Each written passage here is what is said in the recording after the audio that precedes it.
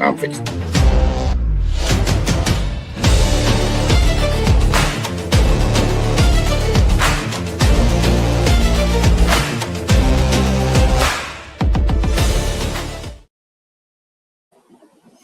Good evening. Welcome to another preview for the Nascar Oriley'S Auto Parts series.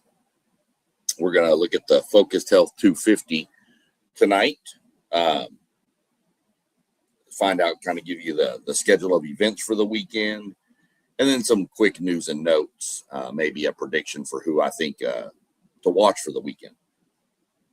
So we're going to crank up. This is be run at the Circuit of the Americas, otherwise known as COTA, down in Austin, Texas. It is Friday, 2/27, February 27th. We're going to do practice at 5 p.m. You can tune into it on the CW app.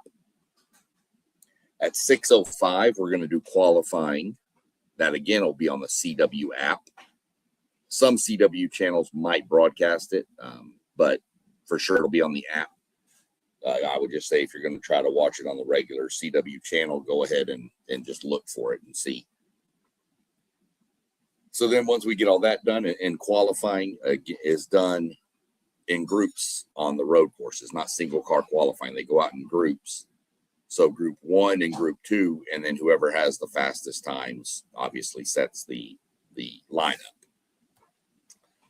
Group 2 is normally the place you want to be. For some, it just seems to work out better that way. Road courses are a little different, but normally it still works out. And to be in group 2, it's based on points, finishing the previous races, things like that. There's a little metric NASCAR uses to say what group you're going to be in. So in group number 1 is going to be cars that had a worse finish or are lower in the point standings. And group 2 is going to be drivers that are higher in the point standings and had better race finishes in the past race. So after qualifying and the lineups all set, we'll jump on to Saturday, 2/28 at 3 p.m. The race is going to be on the CW network. Again, I'm pretty sure you can catch it on the app also. This is a, let me see, what is this one? This one's 65 laps. This is a 2.4 mile course in Austin. It used to be 3.5 miles, but they've cut it back. They've made it a shorter course now.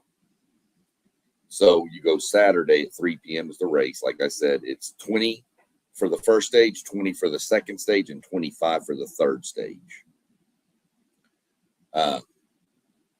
And people to watch in this, the battle everybody's looking forward to is between Connor Zilisch and Shane Van Gisbergen. Both of them extremely talented road course racers. Shane Van Gisbergen came over from the Australian Supercar Series a couple years ago, where he used to win multiple championships over there. Now he's over here trying his hand at NASCAR, and he has won in the Cup Series. He's been pretty dominant on the road courses. I'll get into that in my Cup Series preview. But Connor Zilisch is really good. Young, hungry, and a super talented road course driver for sure. And he's good on the ovals too. So those are the two I'm watching out for this week. That's where I would say smart money would be put on one of those two to win. One of the weird things this week is we finally get to see Brent Cruz, very talented youngster. Everybody's had their eye on him. This is going to be his first race he's been allowed to run in this year because he's not old enough to race on ovals that are 1.5 or 1.25 miles or bigger. And the first two races were a Daytona at 2.5 miles and Atlanta at 1.5. So he wasn't able to drive in those because he's only 17.